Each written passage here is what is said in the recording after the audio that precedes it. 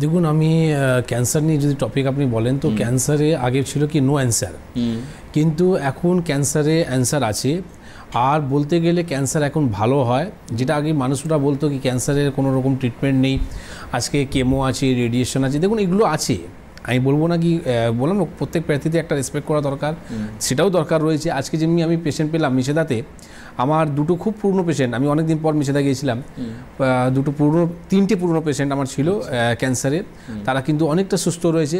In fact যখন আমি ফিরছি তো কোলাঘাটে আমি একটা রেস্টুরেন্টের মধ্যে আমি টিফিন করতে নামলাম, সেখানে যে ওয়েটার ছিল সেই ওয়েটারের মানে রিলেটিভ ক্যান্সার নিয়ে ভুগছে, সে কাটাকির মধ্যে গিয়ে প্রায় 17 থেকে 18 লাখ টাকা খরচা করে দিয়েছে। বলছে ডাক্তারবাবু কিন্তু এখনও, যেহেতু আমার গাড়ির সামনে বোর্ড লাগানো থাকে ক্যান্সার হসপিটাল, তো উনি নোটিস করলেন, তো ডাক্তারবাবু আপনি ক্যান্সার হসপিটালে বোর্ড লাগানো রয়েছে, তো আপনাকে একটু ডিসকাস করবো। বললাম করো, কী ব্যাপার? তো বললো কি এরকম ব্যাপার, আমার 17 থেকে 18 লাখ টাকা আমার খরচা হয়ে গেল, আর আমি কিন্তু পেশেন্ট আবার কিন্তু খারাপ এদিকে যাচ্ছে, তাহলে কী করবো, কি আবার নিয়ে যাবো? নিয়ে যেতেই পারো, নিয়ে যাওয়ার কোনো ব্যাপার নেই, কিন্তু এখন যে 17-18 লাখ টাকা খরচা করলে সেখানে কিছু সুরা পেলে কি? না ডাক্তার কিছুতে পেলাম না, আবার তো দেখছি ওই বুকের মধ্যে ব্রেস্ট ক্যান্সার ছিল, তো আবার দেখছি না কি বুকের মধ্যে একটা পেন সৃষ্টি হচ্ছে। আমি বললাম ঠিক আছে, দেখো তোমার ইচ্ছা, তুমি কী করবে না করবে, কিন্তু একটা কথা তোমাকে বলে দিই, যেহেতু তোমার এখানে তো আমি খাচ্ছি, তো আগেকার মানুষরা কি বলতো কি मैंने आपका नमक खाया है, ঠিক আছে? তো ঠিক আছে, যখন আমি এখানে নেমে তোমার রেস্টুরেন্টে খাওয়া দাওয়া করেছি, তো যাও, তোমাকে আমার কোনো ফিস দিতে হবে না, তুমি সমস্ত রিপোর্টগুলো আমাকে হোয়াটসঅ্যাপে পাঠাও। আর পাঠানোর পরে আমাদের তো প্রত্যেকবারই এই রুটে মেছেদা আছে, হলদিয়া আছে, খড়গপুর আছে, হেড়িয়া আছে, প্রায় 4টে চেম্বার, মাসে 2বার করে হয়, মানে প্রায় আমি 8বার করে আমাদের গাড়ি ওখানে যায়। আচ্ছা, দেখলাম কি কারো হাতে তোমার ওষুধ আমি পাঠিয়ে দেবো, অসুবিধা নেই।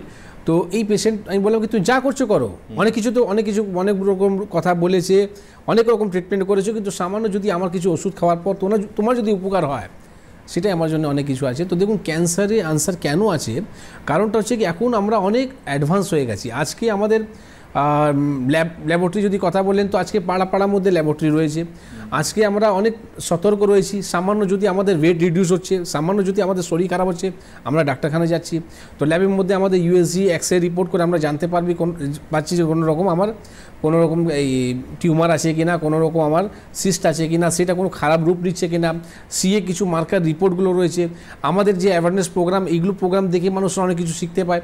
তো দেখুন ক্যান্সারে যে আমরা প্রথম স্টেজে আমরা জানতে পারছি, আজকে যত সেলিব্রিটি রয়েছে, সেলিব্রিটি দেখুন আপনি শুনতে পাচ্ছেন কি ক্যান্সার আজকে 3 থেকে 4 জনের মধ্যে আমাদের বাড়িতে কিন্তু কারো না কারো একটা ক্যান্সার আসছে। তো এই ক্যান্সারে যেই হিসাবে বাড়ছে, তো সেই হিসাবে কিন্তু ভালো হচ্ছে। কেন ভালো হচ্ছে? কেন কি আমরা জানতে পেয়ে গেলাম প্রথমেই কি পেশেন্টের টিউমার আছে, পেশেন্টের সিস্ট আছে, এই কনভার্টটা কিন্তু ক্যান্সারের দিকে যাচ্ছে। তো সেই সময় যদি আমরা প্রিকশন যদি নিতে চালু করে দিই, তো পেশেন্ট কিন্তু ভালো হচ্ছে। আমরা নিজে শুনেছি সেলিব্রিটিতে যাদের ক্যান্সার রয়েছে তারা কিন্তু আজকে সুস্থ রয়েছে। তো কেন সুস্থ রয়েছে? এখানে একটা উইল পাওয়ার খুব বড় একটা ইম্পর্টেন্ট রোল রয়েছে।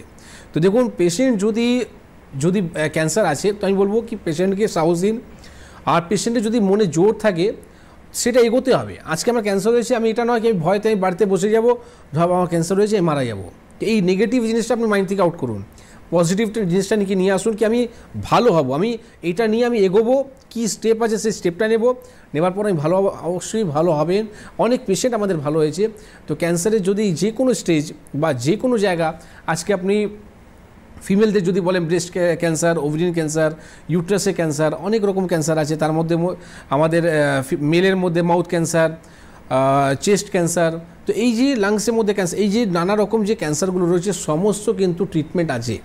আমরা যদি ট্রিটমেন্ট যদি না করি, আমরা যদি সিমটমসে চিকিৎসা করি, বারবার আমরা কি বলি, আমরা কোনো রকম সিমটমসে মানে কেমো, রেডিয়েশন, অপারেশন, এইগুলো কি আছে, এগুলো হচ্ছে আপনার থামাচাপা দেওয়া, আপনার কন্ট্রোল করে দেওয়া। যে পেশেন্ট 17 থেকে 18 লাখ টাকা খরচা করলো, কী লাভ হলো? ওখানে গিয়ে কেমো নিয়েছে, কেমো নেবার পর পেশেন্ট কিন্তু সুস্থ হয়েছে, কিন্তু হওয়ার পর কী হলো, আবার জিনিসটা স্প্রেড করছে, বাড়ছে। তো এখানে আপনার দরকার আছে ক্যান্সারের ট্রিটমেন্ট। তো আয়ুর্বেদ মধ্যে ক্যান্সার ট্রিটমেন্ট আছে, যেখানে নেওয়ার পর আপনি নিজে ভালো হবেন। আজকে আমি কিছু একটা ফর্মুলা বলবো, যাদের পেশেন্টে ক্যান্সার রয়েছে, আমি কিছুই না, আপনাকে বলছি না কি আপনি আমার কাছে আসুন, আমি একটা ফর্মুলা বলবো, সেটা আপনি ইউজ করুন বাড়িতে, আর 10 ডেজ পর আপনার রিপোর্ট করুন, যদি ভালো থাকে তাহলে একবার এসে দেখা করুন। আপনি অনেক কিছু তো করছেন, একবার এসে দেখা করুন, আপনার ক্যান্সারকে কী করে ভালো করা যায় সেই উপায়টা আমরা বলবো। বেশ।